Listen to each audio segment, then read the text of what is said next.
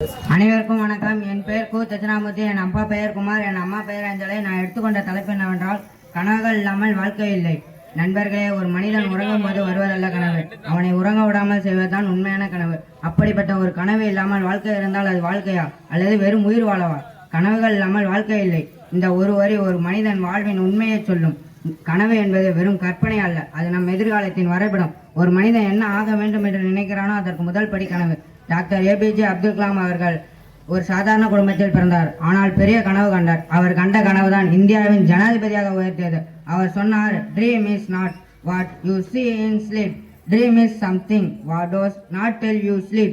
Walt Disney ஒரு cartoon கதாபாத்திரத்தை உருவாக்க அவர் கனவு கண்டார். அவர் கண்ட கனவுதான் இன்று உலகமே அறியும் ஒரு பேரரசராக மாறியது.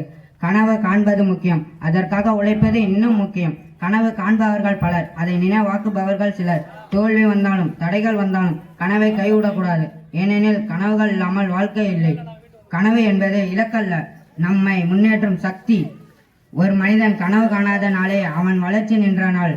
கனவுகள் இல்லாமல் வாழும் வாழ்க்கை திசை தெரியாத கப்பல் போல. கனவு காணுங்கள், அதை நம்புங்கள், அதற்காக உணையுங்கள். ஏனெனில் கனவுகள் இல்லாமல் வாழ்க்கை இல்லை.